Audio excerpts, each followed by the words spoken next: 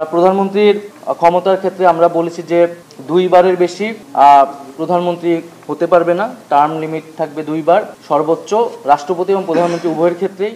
তার মানে দাঁড়াচ্ছে যদি দুইবারের পরে একবার গ্যাপ হয়, তার পরবর্তীকালে যদি জনগণ নির্বাচন করে সেই পার্টিকে মেজরিটি পার্টি হিসাবে, সেই পার্টি যদি ডিসাইড করে তাহলে সেই একই ব্যক্তি প্রধানমন্ত্রী হতেও পারেন।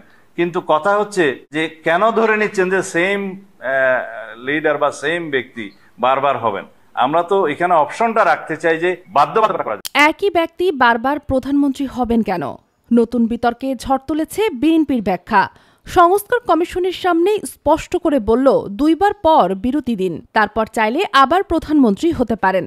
তবে একটানা তিনবার না, সেটা নয়। দেশের নির্বাচন ব্যবস্থা নিয়ে যখন চলছে তুমুল আলোচনা, ঠিক তখনই সামনে এলো একটি স্পর্শকাতর প্রস্তাব। কেউ যেন 2 মেয়াদের বেশি প্রধানমন্ত্রী না হতে পারেন।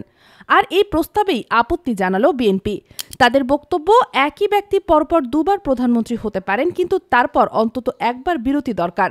তবে দল চাইলে পরে আবার তাকে মনোনীত করতেই পারে। এই স্পষ্ট বার্তাটি দিয়েছেন বিএনপির স্থায়ী কমিটির সদস্য Salauddin Ahmed.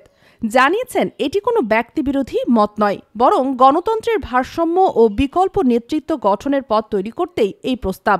Not more than 2 consecutive terms, এটাই বিএনপির মূল অবস্থান। এই বক্তব্য রাজনৈতিক অঙ্গনে নতুন বিতর্কের জন্ম দিয়েছে। কেননা প্রশ্ন এখন একটাই, ক্ষমতা কি এক হাতে বারবার থাকা উচিত, নাকি বিরতির মাধ্যমে আসবে ভারসাম্য?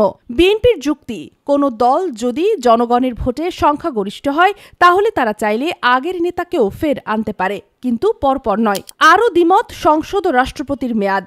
শুধু প্রধানমন্ত্রী নয়, সংস্কার কমিশনের আরও একটি প্রস্তাবেও আপত্তি জানিয়েছে বিএনপি। প্রস্তাব ছিল সংসদ ও রাষ্ট্রপতির মেয়াদ 4 বছর নামিয়ে আনা হোক, কিন্তু বিএনপির সোজাসাপটা জবাব, না, 5 বছরের মেয়াদই যথাযথ। সালাউদ্দিন বলেন, আমরা বিশ্বাস করি 5 বছরের চর্চা চলতেই হবে, অল্প মেয়াদে স্থিতিশীলতা আসে না। নির্বাচন ব্যবস্থা সংস্কার নিয়ে যখন চলছে সংলাপ, তখন বিএনপির এই অবস্থান নতুন করে আলোচনার কেন্দ্রবিন্দুতে। ক্ষমতা কি সীমিত হবে নিয়মে, নাকি থাকবে দলের ইচ্ছার উপর? এই ইস্যুতে আপনার ভাবনা কি? একজন নেতা বারবার প্রধানমন্ত্রী হওয়া কি গণতন্ত্রের জন্য হুমকি, নাকি জনগণের রায়ই শেষ কথা? কমেন্টে জানিয়ে দিন আপনার মতামত। আর সামনে আরও আপডেট পেতে সাবস্ক্রাইব করে থাকুন দেশজগৎ নিউজের সাথে।